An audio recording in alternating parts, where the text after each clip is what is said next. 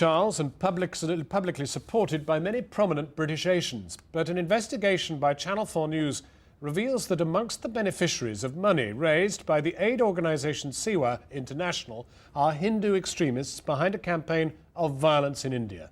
More than 1,000 people, mostly Muslims, died in Gujarat this March.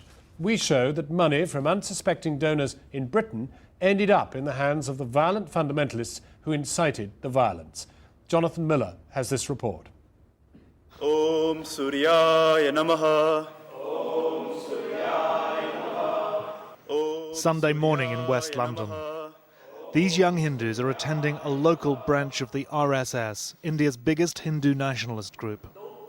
Its British arm, the HSS, is a charity registered here for nearly 30 years. Every week across Britain, there are 72 meetings like this one. As most ethnic minority youngsters will tell you, it's important to know where you come from, who you are, in order to face the rest of society. That's the way it is, and that's how HSS has helped me coming to Shaka develop a sense of identity. But is the HSS really just a watered-down version of this? The headquarters of the RSS in India. Up to 60 British volunteers like Rahul come to India for training every year on funds raised by the HSS charity. Critics express concern about the organisation's ideology. The RSS is like a fascist youth movement, like Black Shirts or something like that. But perhaps with deeper roots in Black Shirts, because RSS has been there now for nearly 75 years plus. In that time, the RSS has evolved a unique and some say potentially lethal philosophy. The core ideas of the RSS are based on an ideology called Hindutva, or Hindu nationalism. Now, this was an idea formed in the 1920s, and at the root of it is the idea that India has to be an exclusive Hindu nation-state, in which minorities must demonstrate unconditional love and obedience to the nation. If they don't, then they're to be either converted forcibly or removed. So, for example, one popular Hindutva slogan is that Muslims in India have only two places, Pakistan or Kabristan, Kabristan meaning the graveyard. In March, the burning alive of 58 Hindu pilgrims by a Muslim mob in Gujarat enraged Hindu nationalists. It boils up my blood. Hindus in India have gone through a period of very humiliating subjugation for past 700 years. We are prepared to forgive for that. We cannot forget it. The Hindu nationalist backlash was immediate. In the Indian state of Gujarat, more than 2,000 Muslims were killed and several 100,000 displaced, in the worst communal disturbance since partition. Several inquiries, including one by the British High Commission, saw the hand of the RSS and its associated organisations behind the violence. Back in Britain, Channel 4 News has learned how Special Branch responded to the Gujarat violence. They started a watching brief on the HSS. In addition, the Charity Commission was alerted to allegations that money raised for the HSS in Britain might fund communal violence in India. In September, they announced a formal investigation into the Leicester-based charity. This is focusing on Seva International, the HSS's welfare and relief arm, which raises millions for Indian emergencies and development. Our concern is to make sure that any charity directs its funds properly to that charitable cause, to the good cause it exists to promote, and to make sure that they're not misleading donors during the process. So we want to make sure that there's a very clear line between the money that's given here in the UK in this case and the needy people in very urgent need of assistance and help in Gujarat. For 3 months, Channel 4 News has been investigating the activities of the HSS, how they raise money and what they do with it. A powerful, destructive earthquake caused one of the biggest catastrophes in history. This appeal for earthquake victims in Gujarat last year raised more than £4 million and could hardly have been more high profile. Entire It earned the generations praise of the have Prince been of Wales, destroyed, whose and office wrote that families have the been Prince wiped out. continues to be most impressed by the Thousands of excellent bodies work remain being done by buried Seva under the International. Seva recruited 4 peers as patrons, including President of the Liberal Democrat Party Lord Dalakia, and Cabinet Minister Paul Boateng attended a fundraising event. Please send your donations. Many donors are unaware that Seva International is part of the HSS. That's because Seva is not actually registered as a charity. It simply borrows the HSS charity registration number. Among those who now feel deceived is Lord Adam Patel of Blackburn, one of the patrons in its earthquake appeal. Well, I was absolutely shocked. Absolutely shocked. They were involved directly or indirectly in many, many communal riots. They were involved in destroying the Ayodhya mosque. So I said, what's going on? Have I landed my name to the wrong organization? It does seem that the organisation, for all its links with the HSS, the RSS, does indeed do good work. Well, I have never ever been to the Gujarat. And if they did, some good work, yes, I congratulate them.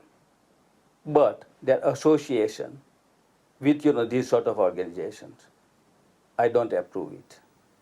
In August, Lord Patel wrote a letter demanding details of Seva International's links to Hindu nationalist groups in India. When he did not receive answers, he resigned.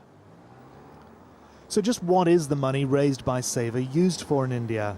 And what is its connection with Seva's parent organisation, the HSS, and the extremist activities of the RSS in India? I've logged on to the Seva International website here, where you can donate money online by credit card. Unless you specify a particular cause, Seva will pass your money on to any one of a whole host of projects they support in India, no doubt many of them good works. Among the highest profile of these here is the Kalyan Ashram, a project designed to help the poorest of the poor in India, the tribal people. The Indian project's website says it's dedicated to weaning the tribal people away from what it calls the evil influence of foreign missionaries. We heard about a campaign by Kalyan Ashram to convert thousands of tribal people to Hinduism in Gujarat. The conversion campaign started in 1997, the year in which accounts filed with the Charity Commission show Seva International began funding Kalyan Ashram. The activities led to systematic violence, for example, the attack on churches, the burning down of churches towards the end of 1998 and in 1999, increased violence and hostility towards the Christian population within Gujarat. When we asked the HSS about this, they provided a statement from Kalyan Ashram in Gujarat, which said, Kalyan Ashram has never destroyed any places of worship. But we wanted to find out whether money given by British donors to Seva International, apparently to help the poor in India, could actually end up funding sectarian violence there. We sent a team to Gujarat to find out. There we heard allegations that sectarian violence by Kalyan Ashram was still going on. The team went to the Baroda region of Gujarat, scene of some of the worst violence against Muslims earlier this year. 56 people were killed here in just a few days, hundreds more injured, 29 mosques were destroyed, thousands were driven from their homes. In village after village, we spoke to several victims who blamed the violence on Kalyan Ashram. One of them was Muhammad Haji. We had to run away from our village. This is our house which they burnt. They looted our property. About 150 homes were destroyed here. And this is our mosque which they burnt down. We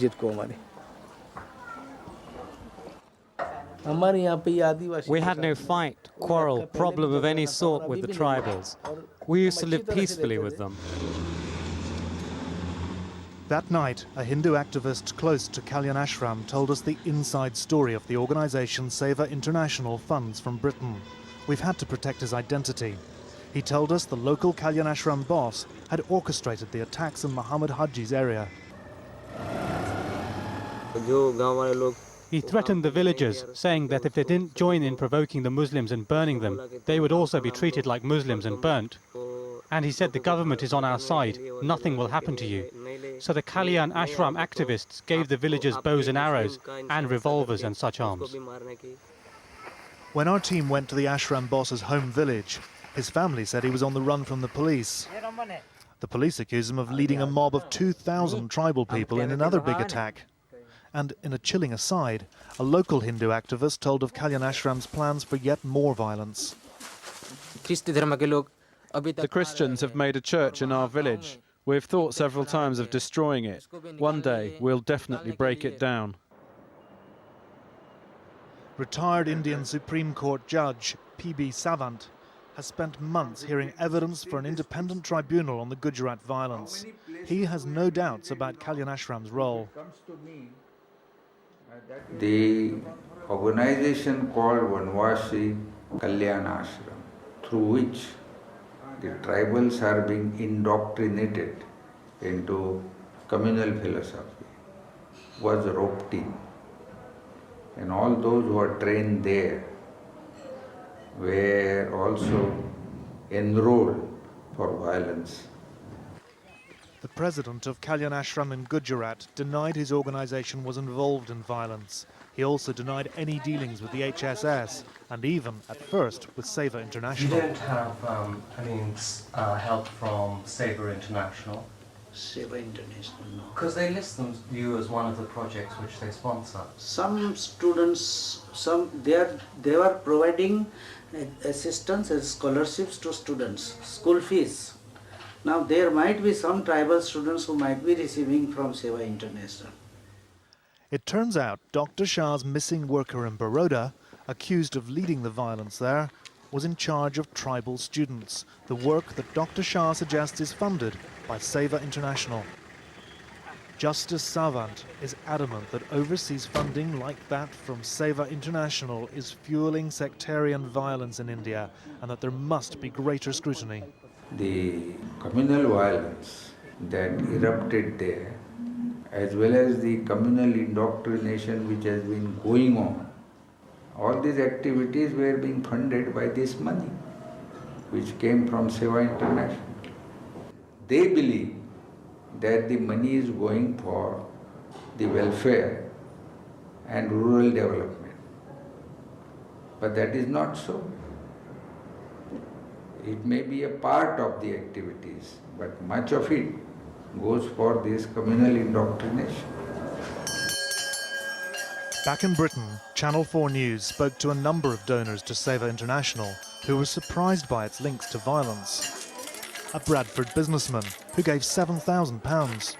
With that knowledge, there's no way one would have actually contributed anything at all.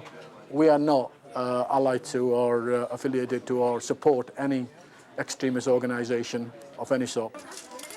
A Wellingborough councillor who helped raise £30,000. Money was raised by schools, by other fundraising activities.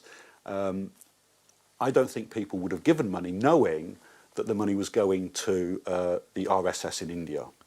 But in Leicester, the HSS National Secretary says the charity can't be held to account for what happens in India. We totally condemn any violence or any intimidation or any course of coercion that would have taken place on any human being, wherever he is. I totally condemn it. We raise funds in this country in total good faith and hand over to the connected parties, not only in India, but for other purposes as well. And once the funds are given away, it's not always physically, humanly possible to keep a track. The HSS remains a British registered charity, eligible for tax breaks, respected by the establishment and a recipient of local authority money. Channel 4 News has compiled a list of councils who funded the HSS and Seva International. The HSS all the time confident that political correctness would guarantee a steady flow of funds. The host society, the British white society, does not understand enough about this and they don't want to interfere.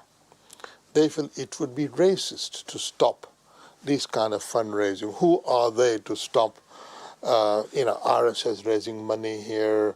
They're so worried about the charge of racism. They suspend the critical judgment. The Charity Commission has told us that they believe the HSS is complying with their rules of accounting, but the allegations of deception and involvement in violence that we've discovered have not yet formed part of their investigation. Tomorrow, we will be presenting them with this dossier of evidence obtained in compiling our report. Jonathan Miller, Channel 4 News at the Charity Commission in London. Over to Christian again now.